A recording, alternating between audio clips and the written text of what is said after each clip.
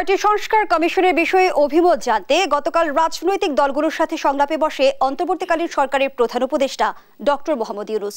যেখানে বিএনপি নির্বাচনের রোডম্যাপের দাবি জানিয়েছে, অন্যদিকে জামায়াত গুরুত্ব দিয়েছে সংস্কারে এবং অন্যান্য রাজনৈতিক দলগুলো সংস্কারের নানা প্রস্তাব তুলে ধরেছে। ছাত্র জনতার গণ অভ্যুত্থানের মধ্য দিয়ে রাষ্ট্রের মৌলিক পরিবর্তনের ক্ষেত্রে যে অমিত সম্ভাবনার দ্বার উন্মোচন হয়েছে, সেই সম্ভাবনা কাজে লাগানোর ক্ষেত্রে বর্তমান সময়ের সবচেয়ে বড় চ্যালেঞ্জ কোনটি? মোটা দাগে এই বিষয়গুলো আজকের আলোচনায় আনতে চাই। দর্শক সবাইকে আমন্ত্রণ জানিয়ে শুরু করছি দেশ টেলিভিশনের নিয়মিত আয়োজন জেডএসআরএম নিবেদিত দেশ সাম্প্রতিকের আজকের আয়োজন। আমি ফারনাজ জুই থাকছি পুরো আয়োজন জুড়ে আপনাদের সঙ্গে। আজকের আলোচনায় আমাদের মুখোমুখি হয়েছেন সাংবাদিক ও রাজনৈতিক বিশ্লেষক আশরাফ কায়সার। স্বাগত জানাচ্ছি আপনাকে। ধন্যবাদ। জানিয়ে দিতে চাই আজকের আলোচনার শিরোনাম সংস্কার, সংলাপ ও নির্বাচনের রোডম্যাপ। জনাব আশরাফ কায়সার, আমরা যেমনটি দেখছি, কেউ চায় আগে সংস্কার, কেউ চায় নির্বাচন। আমরা এই যে রাজনৈতিক দলগুলোর মাঝে প্রত্যাশার জায়গায় যে সূক্ষ্ম পার্থক্য দেখতে পাচ্ছি, কোন পথে হাঁটবে আসলে অন্তর্বর্তী সরকার? আমরা একটু আপনি যেমনটি বলছিলেন যে বিএনপি নির্বাচনের দিকে জোর দিয়েছে, জামায়াতে ইসলামী সংস্কারের দিকে জোর দিয়েছে, তবে এই দুটির মধ্যে কোনো পার্থক্য নাই। কেননা আপনি যদি নির্বাচন করতে চান এবং সেটি যদি মোটামুটি একটি ভালো মানের নির্বাচন করতে চান, আপনাকে কিন্তু কিছু যৌক্তিক সংস্কার করতেই হবে। আপনাকে প্রশাসনের সংস্কার করতে হবে, পুলিশের সংস্কার করতে হবে এবং নির্বাচনী কাঠামোর সংস্কার করতে হবে। এখন রাজনৈতিক দলগুলো ওই জায়গা পর্যন্ত সরকারকে যদি যেতে দেয়, তাতেও আপনার যে রোডম্যাপ আমরা দেখতে পাচ্ছি, যেমনটি সেনাপ্রধান বলেছিলেন 18 মাস 20 মাস এরকম একটি সময় লাগবে। তবে একটা ভালো কথা হচ্ছে যে সরকার রাজনৈতিক দলগুলোর সাথে আলোচনার ভিত্তিতে সংস্কারটিকে এগিয়ে নিচ্ছে। এই কথাগুলো আমরা অনেক দিন থেকে বলছিলাম যে আরও আগে হয়তো রাজনৈতিক দলগুলোর সাথে বসা যেত, তাদের ইচ্ছা তাদের প্রত্যাশা জানা যেত এবং সংস্কারের কোন জায়গা পর্যন্ত তারা এই সরকারকে এগোতে দিতে চায় এরকম একটি আলোচনা হতে পারত। আপনি জানেন যে ধ্বংসস্তূপের মধ্যে আমরা দাঁড়িয়ে আছি, এটি কিন্তু অনেক দীর্ঘমেয়াদী সংস্কারের একটি জায়গা তৈরি হয়েছে, কিন্তু সরকার হয়তো অতটা করবে না। কিন্তু যতটুকু করলে বাংলাদেশের প্রশাসন, বাংলাদেশের পুলিশ ব্যবস্থা এবং নির্বাচনকে একটি গণতান্ত্রিক, পার্টিসিপেটরি, ইনক্লুসিভ এবং ভারসাম্যমূলক নির্বাচনের দিকে নিয়ে যাওয়া যায়, সে পর্যন্ত আমাদের যেতে হবে। আরও একটি কথা যে আপনি দেখুন 15 বছরে দেশে কোনো ভোট হয়নি, কাজে ভোটার তালিকা আপনাকে সংশোধন করতে হবে, সংস্কার করতে হবে এবং আরপিও মেনে সব দল নির্বাচনে অংশগ্রহণ করবে, এরকম একটি পরিবেশের দিকে আমরা তাকিয়ে। কাজে আমি বলতে চাই যে মোটা দাগে গতকালের যে সংলাপ হয়েছে তাতে মোটামুটি ঐক্যমত্য হয়েছে। তবে বিএনপিকে আমরা গতকালকে দেখেছি যে অনেক ফোকাসড হয়ে শুধু নির্বাচন না, সে গত 3টি নির্বাচনে যারা জড়িত ছিলেন, প্রধান নির্বাচন কমিশনার এবং কমিশনার, তাদেরকে আইনের আওতায় আনার কথা বলেছেন। আপনার খায়রুল বিচারপতি, যিনি যার কারণে তত্ত্বাবধায়ক ব্যবস্থা বাতিল হয়েছিল, খায়রুল হক, তাকে আইনের আওতায় আনার কথা বলেছে। তারপরে আপনার গুম খুনের ব্যাপারে যাদের প্রত্যক্ষ যোগসাজশ ছিল তাদের ব্যাপারে বলেছে। প্রশাসনের ভেতরে এমনকি বিএনপি কালকে বলেছে অন্তর্বর্তী সরকারের ভেতরে যারা বিপ্লবের চেতনায় উজ্জীবিত না, তাদেরকেও কিন্তু বাদ দেওয়ার কথা বলেছে। কাজে আমরা বিএনপিকে এখন অনেক গোছানো, ফোকাসড এবং দূরদর্শী রাজনৈতিক দলের মতো কথা বলতে দেখি। বিএনপি মহাসচিব কিন্তু কালকে এও বলেছে যে আমরা আর বিরাজনীতিকরণ দেখতে চাই না, -2 ফর্মুলা দেখতে চাই না, মৌলবাদ দেখতে চাই না। এটি বিরাজনীতিকরণের ব্যাপারটা আমাদের দেশে কিন্তু অনেক দিন থেকে কথা হচ্ছে। যখন এক সময় আমরা সামরিক বাহিনীর প্রতিনিধি, যারা দেশ দখল করে, ক্ষমতা দখল করে আমাদেরকে শাসন করেছিল, তাদেরকে বলেছি যে তারা বিরাজনীতিকরণ করতে চায়। এবং আপনি জানেন যে আমাদের প্রতিরক্ষা গোয়েন্দা সংস্থা ডিজিএফআই এবং অন্যান্য গোয়েন্দা সংস্থা এই রকম দল ভাঙা, দল গড়া, জোট করা, চাপ দিয়ে নির্বাচনে নেওয়া, এরকম কাজ করেছেন। পরবর্তীতে আমরা দেখতে পেলাম আওয়ামী লীগের 15 বছরের শাসনে আমার মতে অতীতের যে কোনো সময়ের চেয়ে বিরাজনীতিকরণ বেশি হয়েছে। কেননা আপনি যখন গণতান্ত্রিক পরিবেশ বজায় রাখেন না, দলগুলোকে নির্বাচনে অংশগ্রহণ করতে দেন না এবং ভোটের যে পরিবেশ সেটিকে রক্ষা করেন না, তাহলে কিন্তু আপনি রাজনীতির প্রতি মানুষকে বিমুখ হতে উদ্বুদ্ধ করেন। এবং আমার মনে হয় যে রাজনীতি সমাজকে চালাবে, রাষ্ট্রকে চালাবে, দেশকে চালাবে। গত 15 বছরে আমরা, তারও আগে বেশ কয়েকটা বাজে উদাহরণ আমাদের রয়েছে, আমরা কিন্তু তরুণদেরকে রাজনীতিতে আসতে উৎসাহিত করছিলাম না। বিশ্ববিদ্যালয় ক্যাম্পাসগুলোতে আপনার ছাত্র সংসদ নির্বাচন হচ্ছিল না। কাজেই বিরাজনীতিকরণের এই জায়গাটি কিন্তু অনেকটা পাকাপোক্তভাবে গণতান্ত্রিক বা রাজনৈতিক দলগুলো যখন ক্ষমতায় গেছে তারাই করেছেন। মির্জা ফখরুল ইসলাম আলমগীর আরও একটি কথা বলেছেন যে -2 কথা বলেছেন। 2007 এবং 2008-এ আমরা যেটিকে 1-11 বলে থাকি, সেই 1-11 সরকার কিন্তু এই চেষ্টাটি করেছিল এবং দুনেত্রীকে দেশের বাইরে পাঠিয়ে দেওয়া ইত্যাদি ইত্যাদি। এগুলো আখেরে কোনো ভালো ফল বয়ে আনেনি। আপনাকে একটা জিনিস মনে রাখতে হবে যে রাজনীতিতে চাপিয়ে দেওয়া জিনিস সেটি কিন্তু দীর্ঘদিন থাকে না। আপনি মৌলবাদীদের উত্থানের কথা বলেছেন। বাংলাদেশে এই মুহূর্তে অনেক মানুষের আশঙ্কা যে রাজনীতির এই ডামাডোলে, যেহেতু আওয়ামী লীগের মতো একটা বড় শক্তি অনেকটা অদৃশ্য হয়ে গেছে, এই ডামাডোলে কি মৌলবাদীরা, উগ্রবাদীরা উত্থিত হচ্ছে কিনা। আমার মনে হয় যে এরকম কিছু আস্ফালন আমরা দেখতে পাচ্ছি, কিছু ভয়ের চিহ্ন আমরা দেখতে পাচ্ছি এবং কোথাও কোথাও মনে হচ্ছে যে তারা কি সেনাবাহিনী কিংবা সরকারের কারো মদতপুষ্ট হচ্ছেন কিনা। আমার যেটি ধারণা যে বাংলাদেশের মানুষের যে উদারনৈতিক রাজনৈতিক চেতনা এবং ধর্মের প্রতি আমাদের যে বিশ্বাস এবং তার বোধ এবং ব্যবহার নিয়ে আমরা কথা বলি, সেইখানে উগ্রবাদের স্থান নেই। কিন্তু বর্তমান সময়ে জনাব আশরাফ কায়সার, আমরা উদার গণতন্ত্র থেকে ঠিক কতটা দূরে অবস্থান করছি? দেখুন, উদার গণতান্ত্রিক পরিবেশ থেকে আমরা অনেক দূরে অবস্থান করছি। আমরা একটা স্বৈরতান্ত্রিক ফ্যাসিবাদী শাসন থেকে মাত্র 60 দিন হলো বেরিয়েছি। আমরা কেউ মেনে নিয়েছিলাম যে নির্বাচনটি গণতন্ত্র, কিন্তু এটি কিন্তু গণতন্ত্র না। নির্বাচন হচ্ছে গণতন্ত্রের প্রবেশ করার একটি দ্বার। দরজাটি খোলা হলে আপনি ভেতরে আইনের শাসন পাবেন, আপনি ভেতরে নাগরিক অধিকার পাবেন, আপনি ভেতরে জবাবদিহিতা পাবেন, আপনি ভেতরে প্রশ্ন করার অধিকার পাবেন। এর কিছুই ছিল না, কেননা আমরা নির্বাচনের মতো দরজাটিই বন্ধ করে দিয়েছিলাম। ফলে যেটি হয়েছিল, সরকারটি বলতে শুরু করেছিল যে আমরা তো আপনার ভোটে নির্বাচিত না, এমনকি জনগণের ভোটে নির্বাচিত না, আমাদেরকে নির্বাচিত করেছে পুলিশ, প্রশাসন, র্যাব, বিডিআর, সেনাবাহিনী ইত্যাদি ইত্যাদি কথা হচ্ছিল। আপনি জাস্ট ভেবে দেখেন, একটা দেশ থেকে মানুষের নাগরিক অধিকার হরণ করা কত বড় অপরাধ। ভোটাধিকার হরণ করা গণতন্ত্রকে হত্যা করার শামিল। সেই জায়গাটিতে আমরা একটি রাজনৈতিক দলকে ওই ভঙ্গিমায় যেতে দেখলাম। যে কারণে শুরুতে আমি বলছিলাম যে আমরা একটা মোটামুটি মেনে নেওয়ার মতো নির্বাচনের দিকে যেতে হলেও আপনাকে 3টি বড় সংস্কার করতে হবে।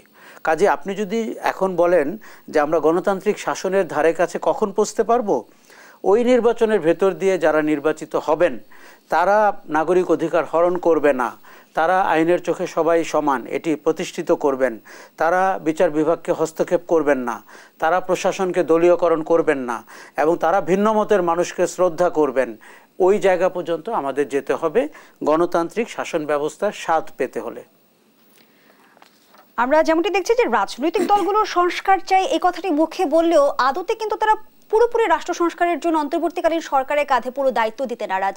সেই জায়গা থেকে আমরা দেখলাম গণঅভ্যুত্থানের মধ্য দিয়ে যে অমিত সম্ভাবনা তৈরি হলো, সেটির আসলে সুযোগ কাজে লাগানোর ক্ষেত্রে প্রধান বাধা কি বর্তমান সময়ের রাজনীতি?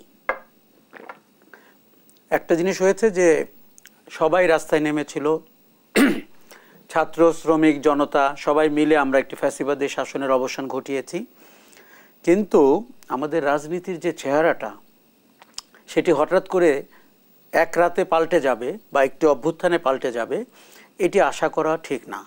কেননা দীর্ঘদিন ধরে আমরা এরকম একটি অপরাজনীতি লালন পালন করেছি, যেই রাজনীতিতে আপনার যেন তেন উপায়ে ক্ষমতায় যাওয়ার চেষ্টা করা যায়, যেই রাজনীতিতে ভোটের পরে আপনি জনগণকে তুচ্ছ-তাচ্ছিল্য করতে পারেন, যেই রাজনীতিতে দেশটাকে বাবার দেশ বলে ক্লেম করা যায়, যেই রাজনীতিতে কিছু গুটিকয় মানুষের শাসন তৈরি হয়। কাজেই এই রাজনীতিকে কিন্তু আপনি জানেন যে আমরা প্রত্যাখ্যান করেছি। 5ই অগস্ট বাংলাদেশের জনগণ রাস্তায় নেমে, শহর বন্দর গ্রামে নেমে তারা বলেছে আমরা এই অপরাজনীতি চাই না। কেননা যেই শাসনটি ক্ষমতায় ছিল তারা ওই অপরাজনীতির শাসনের চেহারা, কাজে আমরা এই রাজনীতি চাই না। এখন রাজনীতিতে যারা আছেন, আমরা যদি বড় দলগুলোর দিকে তাকাই, তাদের সামনে একটি অমিত সম্ভাবনা তৈরি হয়েছে তার রাজনীতির চরিত্র বদল করার।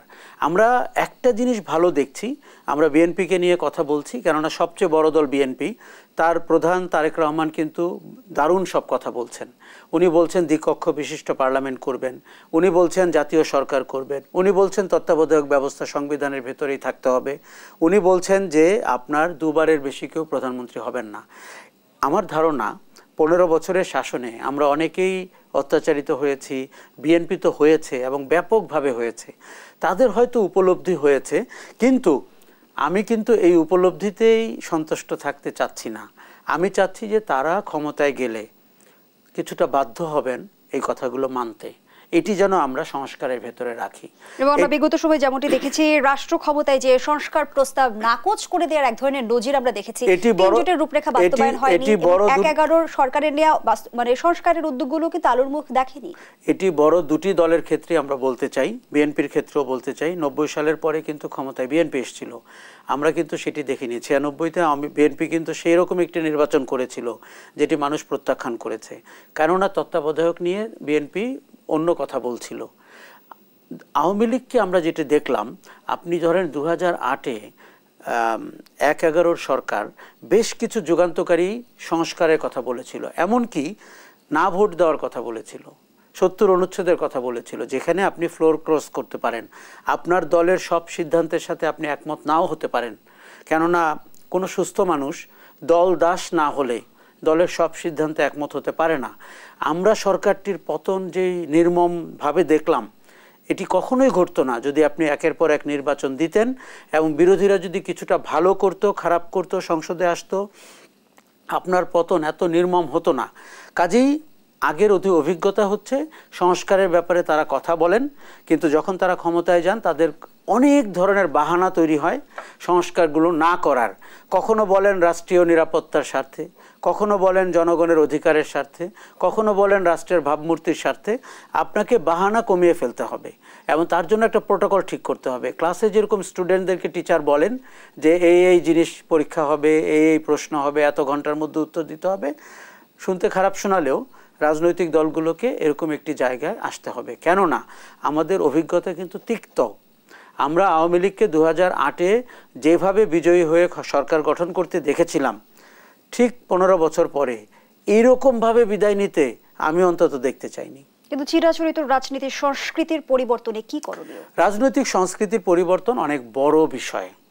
দেখুন, দলীয় রাজনীতির চর্চা বা দলীয় রাজনীতির বক্তব্য বা সরকারে গেলে তার চরিত্র, এটি নিয়ে তাও মোটা দাগে আপনি কাজ করতে পারেন, কিন্তু আপনি যখন সংস্কৃতির কথা বলেন, আপনার পরিবর্তন শুরু হবে আপনাকে দিয়ে, আমাকে দিয়ে।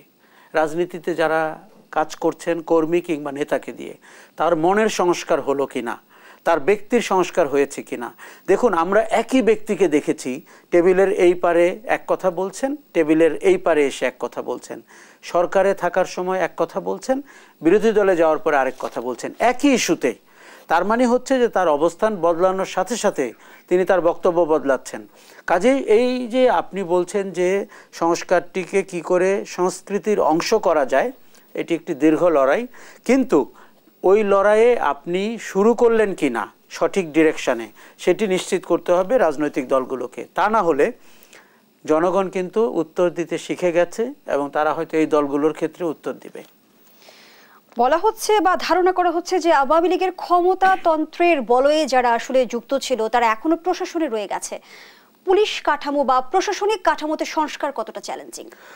খুব চ্যালেঞ্জিং, কেননা দেখুন, আপনার সরকারকে তো কাজ চালাতে হবে এবং আপনি কাকে বাদ দিয়ে কাকে রাখবেন। একটা উদাহরণ দেই, ধরেন বাংলাদেশ পুলিশের আমার ধারণা প্রত্যেকটা সদস্যকে আপনার অবসরে পাঠাতে হবে, বরখাস্ত করতে হবে এবং বলতে হবে কাল সকালে আর পুলিশে আসতে হবে না। কেননা 15 বছরে আমার ধারণা তার 70 থেকে 80% মানুষ ছাত্রলীগ, যুবলীগ, আওয়ামী লীগের পরিচয়ে, গোপালগঞ্জের পরিচয়ে পুলিশে চাকরি নিয়েছেন। দেখুন, ওই লোকটার তো একটা নৈতিক দায় রয়েছে, তিনি যেটা বিশ্বাস করেন কিংবা চাকরি পাওয়ার সময় তিনি যে আনুগত্য প্রকাশ করেছেন তার দায় রয়েছে। আর আমরা এইগুলোকে বলছি দূষিত রক্ত। বাংলাদেশে 5ই অগাস্ট যে নতুন রক্তের সঞ্চালন হয়েছে, তাকে দূষিত রক্ত রেখে আপনি কখনো শরীরটাকে সক্ষম রাখতে পারবেন না। প্রশাসনে আপনি প্রায় 90% মানুষ আওয়ামী লীগ শাসন দ্বারা নির্বাচিত, তাদের মনোপুত, এবং তারা কেউ কেউ সরকারি রাষ্ট্রের কর্মচারী না, দলীয় কর্মচারী, এমনকি দলের একজন কর্মীর চেয়েও খারাপ ভূমিকায় অবতীর্ণ হয়েছিলেন। তারা অপরাধ করেছেন এবং সেই অপরাধের শাস্তি হচ্ছে তাদেরকে আপনার অবসরে পাঠিয়ে দেওয়া। আমি শুধু অবসরে পাঠানোতে সন্তুষ্ট না, আপনি তাদের কৃতকর্মের জন্য তাদেরকে আইনের আওতায় আনবেন, তাদের বিচার করবেন, যাতে ভবিষ্যতে বাংলাদেশে কেউ একই কাজ না করেন। আপনার তাহলে সংস্কারের কাজটি কিন্তু ভয়ঙ্কর রকমের কঠিন। আপনাকে কিছুদিনের জন্য মেনে নিতে হবে যে পুলিশে নতুন সদস্য নিয়োগ করা হবে, প্রশাসনের ডেপুটি সেক্রেটারি কিংবা তার চেয়েও নিচে অ্যাসিস্ট্যান্ট সেক্রেটারিকে দিয়ে আপনি সামনের উপরের দিকে কাজ পরিচালনা করবেন। দেখুন, যুদ্ধবিধ্বস্ত দেশে আপনি করেন না। কোথাও যদি ভয়ঙ্করভাবে সরকারের সবাই কিংবা প্রশাসনের সবাই কিংবা পুলিশের ঊর্ধ্বতন কর্মকর্তারা মারা যান, তখন আপনি করবেন না। আমাদেরকে মনে রাখতে হবে এটি একটি যুদ্ধ অবস্থা। আমরা যুদ্ধ অবস্থার ভেতরে রয়েছি। গত সরকারটির তল্পি বাহক, তোষামতকারী, চাটুকার এবং আজ্ঞাবহ, আপনি জানেন যে গত সরকারটি পুরো রাষ্ট্রযন্ত্রকে আপনার দূষিত করে ফেলেছিল, দলীয় করে ফেলেছিল এবং অপরাধমূলক কর্মকাণ্ডে জড়িত করে ফেলেছিল। তারা সবাই দুর্নীতির অংশ, কেউ আর্থিক দুর্নীতির অংশ, কেউ নৈতিক দুর্নীতির অংশ। কাজেই আপনি তাকে সমূলে উৎপাদন করতে হবে। আমি সরকারের উপরে খুব একটা সন্তুষ্ট না যখন আমরা এই সমূলে উৎপাদনকে খেয়াল করি যে প্রশাসন যন্ত্রের ভেতরে আপনার এখনও মানুষজন রয়েছে। সচিবদের দিকে তাকান, সেই সচিবরা রয়েছেন যারা হাসিনা সরকারের সচিব ছিলেন। পররাষ্ট্র মন্ত্রণালয়ের দিকে তাকান, সেই রাষ্ট্রদূতরা রয়েছেন যারা হাসিনা সরকারের রাষ্ট্রদূত ছিলেন। তাদের কেউ কেউ রাষ্ট্রদূতের যে শিষ্টাচার সেটিকে মানেননি। তারা দলীয় কর্মীর মতো নেত্রীদের কাছে আসার চেষ্টা করেছেন, বাংলাদেশ রাষ্ট্রকে বিক্রি করার চেষ্টা করেছেন তার ব্যক্তি স্বার্থে। সেই জায়গা থেকে জনাব আশরাফ কায়সার, 2 মাস পেরিয়ে অভ্যুত্থানের মূল শক্তিটা আমরা এই মুহূর্তে কতটা ধারণ করতে পারছি, প্রশ্নটি থাকছে আপনার কাছে। একটা বিরতির সময় হয়েছে। দর্শক, জেনেছিলেন নিবেদিত দেশপ্রতীকের এই পর্যায়ে একটা বিরতি নিচ্ছি, সাথেই থাকুন।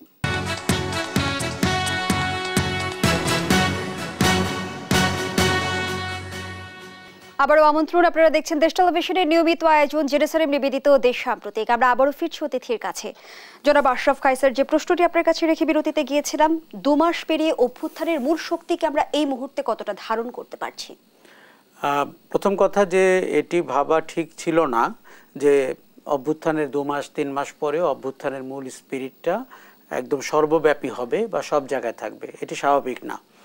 আমাদের গত 2 মাসের অনেক প্রাত্যহিক কাজ করতে হয়েছে এবং আপনি জানেন সরকারটিকে কাজ চালানোর মতো করে প্রশাসনকে সাজাতে হয়েছে, পুলিশকে ধরে এনে দায়িত্বে নিযুক্ত করতে হয়েছে। কাজেই অভ্যুত্থানের একটা বড় স্পিরিট ছিল যে যারা অন্যায় করেছে তাদেরকে আটক করে আইনের আওতায় আনা, বিচার করা। সেই জায়গাটিতে আমরা এখন যে খুব সফল হয়েছি তা কিন্তু না। আমার মনে হয় যে শেখ পরিবার অথবা আওয়ামী লীগের মূল নেতৃত্ব যাদেরকে আমরা সামনে দেখেছি, যারা ছাত্রলীগকে লেলিয়ে দিয়েছিল, তাদেরকে কিন্তু আমরা ধরতে পারিনি। এবং তারা কী করে দেশ ছেড়ে চলে গেলেন কিংবা সীমান্তের ওপারে গেলেন কিংবা অন্য দেশে গেলেন, এই জিনিসগুলো পরিষ্কার হতে হবে। আপনি যতক্ষণ পর্যন্ত তাদেরকে আইনের আওতায় এনে বিচার না করবেন ততক্ষণ পর্যন্ত মানুষ শান্তি পাবে না। কাজেই সরকারকে মাথায় রাখতে হবে এটা তার একটা টপ মোস্ট প্রায়োরিটি। সেকেন্ড হচ্ছে যে যারা নিহত হয়েছেন, যারা আহত হয়েছেন, যারা পঙ্গু হয়ে গেছেন, দৃষ্টিশক্তি হারিয়েছেন, তাদের চিকিৎসার ব্যাপারে, বিশেষ করে যারা আহত হয়েছেন, আমরা দৃষ্টান্তমূলক কাজ এখনও করতে পারিনি। আমরা তাদেরকে পৃথিবীর শ্রেষ্ঠ হাসপাতালগুলোতে পাঠাতে পারি, আমাদের রাষ্ট্রের অনেক সম্পদ রয়েছে সেটি ব্যয় করতে পারি, দেশের ভেতরে ডেডিকেটেড হাসপাতাল করতে পারি আহতদের চিকিৎসা করার জন্য। সেটি না করে আমরা যে থোক বরাদ্দ দিয়ে একটি ফাউন্ডেশন করেছি, আমার কাছে তাকে অনেক অল্প অঙ্কের মনে হয়েছে। 100 কোটি টাকা আপনি কি করতে পারেন? আমরা 1000 কোটি টাকার একটি ফাউন্ডেশনও যদি তহবিল তৈরি করি তাহলে কিন্তু আপনি প্রতিটি মৃত স্টুডেন্টের জন্য বা শ্রমিকের জন্য বা জনগণের জন্য একটা অঙ্ক বরাদ্দ করলেন, আহতদের চিকিৎসা করলেন। আপনি জানেন কোনো আহতকে কিন্তু আপনার দীর্ঘদিন চিকিৎসা করতে হবে, 2 বছর, 1 বছর, 5 বছরও লাগতে পারে। সেই পুরো জিনিসটা যেন আমাদের সরকার করে, সেটি একটি জনগণের প্রত্যাশা। তাহলে দুটি প্রত্যাশা হলো, একটি হচ্ছে তাদেরকে ধরে এনে বিচার করা, আরেকটি হচ্ছে যে আপনি আহত নিহতদেরকে চিকিৎসা করছে বা নিহতদেরকে ক্ষতিপূরণ দিচ্ছেন। আমরা যেমনটি দেখলাম যে গতকাল জাতীয় নাগরিক কমিটি অভিযোগ করেছে ছাত্র জনতার অভ্যুত্থানে নিহতদের নিয়ে রাজনীতি করা হচ্ছে। আমার মনে হয় থার্ড যে বিষয়টি সেটি হচ্ছে যে দেখুন, একটি সফল অভ্যুত্থান হয়েছে, এখন সবাই চেষ্টা করছে বলতে কে মাস্টার মাইন্ড ছিলেন, কে সংগঠিত করেছেন, কারা যোগ দিয়েছেন, কার কতজন লাশ হয়েছে, এই প্রত্যেকটা ক্লেম আমার মনে হয় অভ্যুত্থানকে ছোট করছে। আপনি যখন দেখুন অভ্যুত্থানটি কি করে হয়েছে, আমরা সক্রিয়ভাবে ছিলাম, প্রত্যক্ষভাবে ছিলাম, আমরা দেখেছি কি করে কোটার সংস্কারের আন্দোলন সরকার পতনের আন্দোলনের রূপ নিল। এটির ভেতরে মাস্টার মাইন্ডের অস্তিত্ব আমি খুঁজে পাইনি। এটি কারো স্ক্রিপ্টেড আন্দোলন না। এবং কেউ কি শেখ হাসিনাকে স্ক্রিপ্ট লিখে দিয়েছিল যে উনি রাজাকার বলবেন, তারপরে রাতের বেলা ঢাকা বিশ্ববিদ্যালয়ে মিছিল হবে? কেউ কি আবু সাইদকে বলেছিল তার জীবন দিতে হবে হাত মেলে? তার মানে এগুলো যদি স্ক্রিপ্টেড না হয়, কেউ কি মুগ্ধকে বলেছিল পানি বিতরণ করতে করতে তার মৃত্যু হবে? কিংবা আপনার যদি রেসিডেন্সিয়াল মডেল কলেজের ফায়াজকে কি কেউ বলেছিল 17 বছর বয়সে জীবনটা দিয়ে দিতে হবে? এটি যারা বলছেন তারা ঘটনার অপব্যাখ্যা দিচ্ছেন এবং তারা আবেগ দ্বারা তাড়িত হচ্ছেন, অথবা তাদের কি মানে কৃতিত্ব নেওয়ার চেষ্টা করছেন। একইভাবে আপনি যখন বিএনপি বা জামাত তাদের লাশের হিসাব করে, সেটিও কিন্তু আমাদের কাছে দৃষ্টিকটু লাগছে এবং আমাদেরকে আহত করছে। অভ্যুত্থানের মূল চেতনা হচ্ছে, আমরা বলেছিলাম যে আইয়ের জায়গায় উই, মানে আমি না আমরা। পরবর্তীতে এই ক্লেমগুলো সেগুলো কিন্তু আমি হয়ে যাচ্ছে। তার মানে আমরা অভ্যুত্থান থেকে সরে যাচ্ছি। আমরা যদি ঐক্যবদ্ধ থাকি, এবং আমাদের কিন্তু এক থাকার যথেষ্ট জায়গা রয়েছে, ভিন্ন হওয়ার তো অনেক কারণ থাকতেই পারে, কিন্তু আপনি বিভিন্ন মত পথ মানুষের মিলে যদি আন্দোলন করতে পারেন, তাহলে আন্দোলন পরবর্তী সরকারকে সহযোগিতা করা কিংবা নির্বাচনের জন্য প্রস্তুতি নেওয়ার ক্ষেত্রে আপনি কেন সব মতকে ধারণ করতে পারবেন না? আমরা যদি এই জায়গাটাতে ফেল করি, তাহলে কিন্তু আমরা ইনক্লুসিভনেস জায়গাটাতেই ফেল করলাম। আর এগুলো করে আমরা আন্দোলনের মূল স্পিরিটকে নষ্ট করছি এবং মানুষকে আশাহত করছি, এবং যেটি আমাদের কারো কাজ না। কাজে আমার মনে হয়েছে যে আপনি যদি চেতনার জায়গা থেকে দেখেন, এখনও দেখুন সরকার প্রধান প্রফেসর ইউনূস চেতনার কথা বলছেন, সরকারটি সেই অনুযায়ী কাজ করছে, গতি হয়তো শ্লথ, কিন্তু আপনার নাগরিক কমিটি যেমনটি করে বলেছে, আমি কিন্তু তার সাথে একমত যে লাশের হিসাব করা যাবে না। এবং আমি এটিও মনে করি সরকারকে দ্রুত গতিতে সামনে এগোতে হবে। দরকার হলে আপনাদের এই অনুষ্ঠানে আমি অনেকবার বলেছি, আপনি উপদেষ্টার সংখ্যা দ্বিগুণ করুন, আপনি আরও তরুণ মানুষকে সংযুক্ত করুন। আপনি দয়া করে অবসরপ্রাপ্ত সচিবদের দিকে আপনি আর যাবেন না। তারা কেউ কেউ তাদের কর্মক্ষমতা নিয়ে নিজেরাই প্রশ্ন করবেন হয়তো। আপনি তরুণ মানুষদেরকে নিন, প্রাইভেট সেক্টর থেকে নিন, আপনি ইনোভেটরদেরকে নিন, ক্রিয়েটিভ মানুষকে নিন, আপনি যারা স্টার্ট আপ চালায় তাদের নিন, যাদের ম্যানেজমেন্ট ক্যাপাসিটি আছে তাদের নিন। তার মানে হচ্ছে যে আপনি এক ধাক্কায় আপনার কর্মক্ষমতা দ্বিগুণ করে ফেলুন। কেননা কিছু মানুষকে নিয়োজিত হতে হবে অপরাধীদের খুঁজে বের করতে, কিছু মানুষকে নিয়োজিত হতে হবে সংস্কারগুলোকে বেগবান করতে, কিছু মানুষকে নিয়োজিত হতে হবে নিহতদের তদারক, পরিবারের তদারক করতে, আহতদের চিকিৎসার দেখভাল করতে। তখন মনে হবে যে গণতন্ত্রের একটি যাত্রা আমরা শুরু করলাম, গণতান্ত্রিক অধিকারের একটি যাত্রায় আমরা সামিল হয়েছি, একভাবে যেমনটি করে আমরা অভ্যুত্থানটি করেছি। জনাব আশরাফ কায়সার, বারবার শোনা যাচ্ছে সেক্রেটারিয়েট কুয়ের কথা, অ্যাডমিনিস্ট্রেটিভ কুয়ের কথা, নেপথ্যে আসলে কি ষড়যন্ত্রে কারা লিপ্ত? প্রশ্নটি থাকছে আপনার কাছে। আবারও বিরতির সময় হয়েছে। দর্শক, জেরুসালেম নিবেদিত দেশ সাম্প্রতিকের রিপোর্ট যে আবারও বিরতিতে যাচ্ছি, সাথেই থাকুন।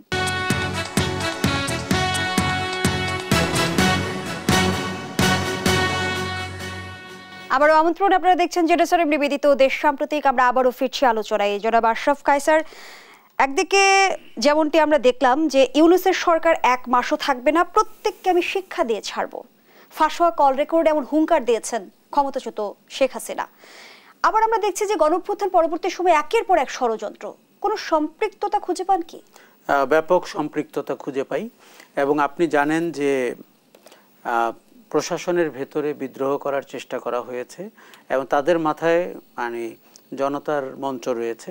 অনেক আগে তারা যেটি করেছিলেন, আনসারদের সচিবালয়ে ঘেরাও করে ফেলা, এটি খুব মানে বাজে দেখতে হয়েছিল এবং একদম বেপরোয়া অবস্থা তৈরি হয়েছিল।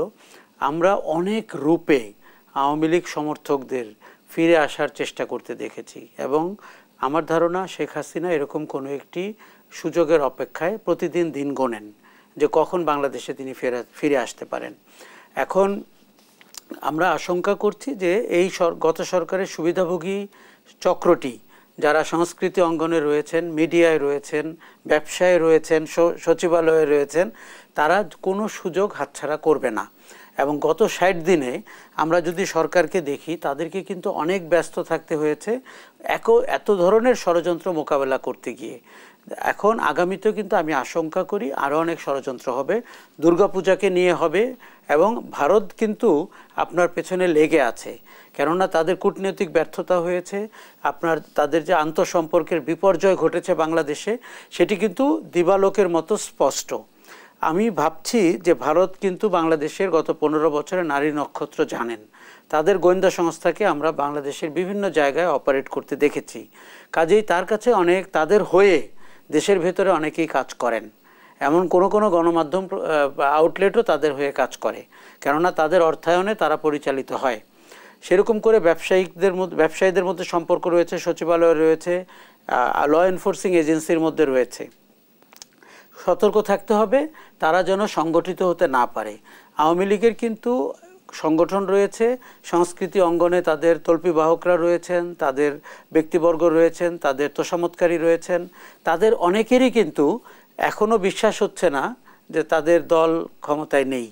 তারা কোনো রকমে চোখ বন্ধ করে সুখবর পাওয়ার অপেক্ষায় থাকছেন, আর প্রতিদিন ছোট ছোট ঘটনাকে বড় করে সামাজিক যোগাযোগ মাধ্যমে রাখছেন। একটা জিনিস বলি, সামাজিক যোগাযোগ মাধ্যমকে আপনার খুব গভীরভাবে পর্যবেক্ষণ করতে হবে। ওখানে খুব দ্রুত মিথ্যা ছড়াচ্ছে, ওখানে খুব দ্রুত আপনার মন গড়া বক্তব্য ছড়াচ্ছে, অন্য কোনো দেশের ভিডিও এনে বলা হচ্ছে এটি বাংলাদেশের, অন্য কোনো ব্যক্তির স্ক্যান্ডাল দিয়ে বলা হচ্ছে এটি বাংলাদেশের। এই যে ঘটনাগুলো, বাংলাদেশের সাধারণ মানুষের অনেকেরই পক্ষে কিন্তু ফ্যাক্ট চেক করা সম্ভব না। কোনটা ফেক নিউজ, কোনটা বানানো, কোনটা মোটিভেটেড, এগুলো বোঝার ক্ষমতা তাদের নেই। তারা তাদের প্রতিদিনের জীবনযাপনের সাথে এগুলোকে বিবেচনা করেন। আমরা পতিত শক্তিকে দেখতে পাচ্ছি আপনার সামাজিক যোগাযোগ মাধ্যমে অনেক তৎপর।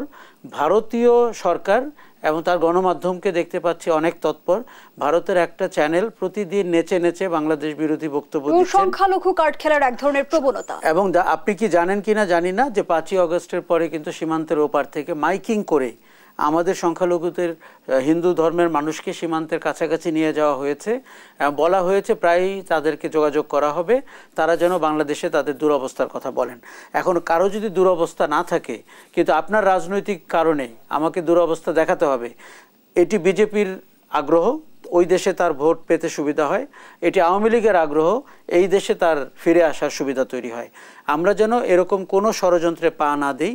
বাংলাদেশ একটি স্বাধীন সার্বভৌম রাষ্ট্র, প্রতিবেশীর সাথে সুসম্পর্ক, সম্মানের সম্পর্ক রেখে আমরা এগোতে চাই, কিন্তু অতীতের যে প্র্যাকটিসগুলো হয়েছে সেগুলো থেকে আমরা বেরিয়ে যেতে চাই। এবং বাংলাদেশের প্রত্যেকটি নাগরিক যারা দলীয় দাস না, তারা এর সাথে একমত হবেন। পাশাপাশি পতিত সরকারকে বুঝতে হবে ফ্যাসিজম করার অপরাধ হিসেবে তাকে বিরত থাকতে হবে আরও অপতৎপরতা থেকে। সরকার যদি কঠোর হয়, আইন যদি প্রয়োগ করে, আমার মনে হয় ফ্যাসিজমের অপরাধে তারা কিন্তু রাজনীতি থেকে বিযুক্ত হয়ে যাবেন, নির্বাচন থেকে বিযুক্ত হয়ে যাবেন, এমনকি সামাজিক সংগঠন করার, পেশাজীবীদের সংগঠন করাও তার পক্ষে কঠিন হবে। আপনি ইউরোপে নুরেমবার্গ ট্রায়ালের কথা জানেন, ইউরোপে হিটলারের দলের রাজনীতি করার অবস্থা আপনি জানেন। আমরা বাংলাদেশে এরকম একটি উদাহরণ তৈরি হচ্ছে বলে আমরা ধারণা করছি। আপনি জানেন আন্তর্জাতিক অপরাধ ট্রাইব্যুনালে রাজনৈতিক দলকে নিষিদ্ধ করা অন্তত 10 বছরের জন্য সেরকম একটি ধারা কিন্তু যুক্ত হচ্ছে। তাহলে এই জিনিসগুলো আমাদের অতীতে দরকার ছিল না, কেননা অতীতে খারাপ শাসক ছিল, কিন্তু তারা ঠিক শেখ হাসিনার মতো খারাপ ছিলেন না। কাজেই ওই সরকারের অপকর্মকে বিচার করতে হলে আপনার শুধু ব্যক্তির বিচার করলে হবে না, সংগঠনের বিচার করতে হবে। এবং এরকম অপরাধী সংগঠন, সন্ত্রাসী সংগঠন যেন বাংলাদেশের মাটিতে আর কখনো সোজা হয়ে দাঁড়াতে না পারে, সেই জায়গায় আপনাকে যেতে হবে। আপনি নিশ্চয় অবগত আছেন, যুক্তরাষ্ট্রের থিঙ্ক ট্যাঙ্ক সংস্থা উইলসন সেন্টারের পরিচালক মাইকেল কুগলম্যান টাইম ম্যাগাজিনকে বলেছেন, বাংলাদেশের রাজনীতিতে শেখ হাসিনার প্রত্যাবর্তন শুধু সম্ভবই নয়, খুবই সম্ভব।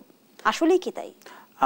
এটি ডিপেন্ড করছে অন্য অনেক কিছুর উপরে। কীরকম, আপনি যদি দেখুন, আপনি যদি আপনার গন্তব্য ঠিক রাখেন এবং সেই গন্তব্যের জন্য প্রয়োজনীয় কাজগুলো সততার সাথে, সাহসের সাথে করেন, তাহলে কিন্তু সেটি সম্ভব না। আমরা এখন সচিবালয়ে দুর্নীতির কথা শুনছি, 5 কোটি টাকা অনেক কম টাকা এরকম শুনছি। ডিসিদের পদায়ন নিয়ে ব্যাপক বাণিজ্য হয়েছে বলে আমরা কোনো একজন ব্যুরোক্রেটের ব্যাপারে শুনেছি। সরকারকে জিরো টলারেন্সে যেতে হবে। সচিবালয়ের ব্যক্তিবর্গ যারা আওয়ামী লীগের সমর্থক এবং তাদের কর্মীদের মতো ছিলেন, তাদেরকে বিদায় করে দিতে হবে। কিচ্ছু যায় আসে না। এবং কার কি শিক্ষাগত যোগ্যতা এগুলো আপনার বিবেচনা করলে হবে না। আচ্ছা, দ্বিতীয় হচ্ছে যে আপনি সততার সাথে সাহসের সাথে সংস্কার করছেন কিনা। আপনি যদি সেটি করেন, আমি আওয়ামী লীগের প্রত্যাবর্তনের কোনো সম্ভাবনা দেখি না। কিন্তু আন্তর্জাতিক রাজনৈতিক বিশ্লেষকদের একাংশ বলছে যে বাংলাদেশের নেতৃত্ব শূন্যতাই আসলে শেখ হাসিনাকে ফিরে আসার সুযোগ তৈরি করে দেবে। দেখুন, দূরে বসে ওয়াশিংটন ডিসিতে বসে অনেক কথা বলা যায়। বাংলাদেশের প্রকৃত পরিস্থিতি তারা কতটা বোঝেন আমি জানি না। এবং শেখ হাসিনার নেতৃত্ব হচ্ছে দুর্নীতির নেতৃত্ব, শেখ হাসিনার নেতৃত্ব হচ্ছে স্বৈরাচারী শাসনের নেতৃত্ব, যিনি তার বাবার নামে ব্যবসা করে আপনার পালিয়ে গেছেন। আপনি জানেন যে তার বাবার মৃত্যুবার্ষিকী 100 বছর পূর্তি করা হয়েছিল 1টি বছর, সেটিকে 2টি বছর করেছেন, তারপরে সেটি এখন 4র্থ বছর চলছে। এই ধরনের অপকর্ম যিনি করেন, তার আসলে কি কোনো নেতৃত্বের গুণ ছিল? তিনি যেভাবে রাষ্ট্রকে অকার্যকর করেছেন, তার শাস্তি কি? তিনি যেভাবে সব মানুষকে দুর্নীতিগ্রস্ত করে বাংলাদেশের ভোটের অধিকার কেড়ে নিয়েছেন, তার শাস্তি কি? যে ভদ্রলোক এই নেতৃত্বের গুণাবলী বলছেন, তিনি কি এগুলো বোঝেন যে নির্বাচন বানচাল করা হয়েছিল, রাষ্ট্রের প্রত্যেকটি প্রতিষ্ঠানকে অকার্যকর করা হয়েছে, নির্বাচন কমিশন, দুর্নীতি দমন কমিশন, প্রশাসন, পুলিশ, সেনাবাহিনী, সবাইকে। এইরকম নেতৃত্ব আমাদের দরকার নেই। কিন্তু জনাব আশরাফ কাছে এমনটিও তো শোনা যায় যে ভারতের উচ্চ পর্যায়ে আওয়ামী লীগকে কিভাবে পুনর্বাসন করা যায় সে বিষয়ে বৈঠক হয়েছে। আমি আপনাকে একটু আগেই বলছিলাম উনি কেন ভারতে গেছেন। কেননা ভারত তার সাথে, আপনি ভারতকে এমনভাবে সুবিধা দিয়েছিলেন যে সুবিধা ভারত প্রত্যাশাও করেনি। ভারত একটি রাষ্ট্রের সাথে যে সৌহার্দ্যপূর্ণ সম্পর্ক থাকে, আমরা সেটি ভুলে গিয়েছিলাম। আপনি জানেন যে ট্রান্সশিপমেন্ট দিয়েছি আমরা ভারতকে। আপনি কি জানেন আমরা কত রাজস্ব আয় করেছি? কেউ জানে না, এটি গোপন। ভারতের সাথে যে চুক্তিগুলো হয়েছে, সেই চুক্তি বাংলাদেশের প্রত্যেকটি নাগরিকের জানার অধিকার রয়েছে। আমি চুক্তির কিছুটা ধারণা পেয়েছি নরেন্দ্র মোদীর টুইট থেকে।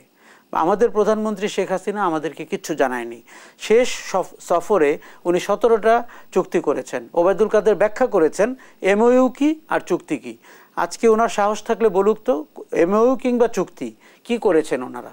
তার মানে আপনি দেশ বিক্রি করেছেন, আপনি দেশের স্বার্থ বিক্রি করেছেন। দেখুন, আমি বাংলাদেশপন্থী রাজনীতিতে বিশ্বাস করি। আমি বাংলাদেশের দালাল বলে নিজেকে উপস্থাপন করতে পছন্দ করি। কেননা আমি এই দেশের অগ্রগতি হোক, মানুষের অগ্রগতি হোক এবং আমাদের যেন প্রত্যেকের জীবন সুন্দর হয়, সেটি আমরা চাই। রাজনীতি সেটি ঠিক করতে পারে। ভারতের সাথে ভারতের সাথে আমাদের সম্পর্কে আমাদের যে জাতীয় ক্ষতি হয়েছে গত সরকারটিকে, তার জবাব দিতে হবে। কাজে আমরা ওরকম কোনো শাসন চাই না, ওরকম কোনো নেতৃত্ব চাই না, ওরকম কোনো সরকার চাই না। ওই সরকারটিকে দেখে আপনার ঠিক করতে হবে আপনি কিরো করে ওই সরকারের বিকল্প ভিন্ন একটি সরকার দাঁড় করাবেন এবং যে সরকার আগামী বাংলাদেশ প্রতিষ্ঠা করবে। কৃতজ্ঞতা। দর্শক, এখানেই শেষ করছি জেরুজালেম নিবেদিত দেশ প্রতীকের আজকের আয়োজন। ধন্যবাদ এতক্ষণ আমাদের সাথে থাকার জন্য।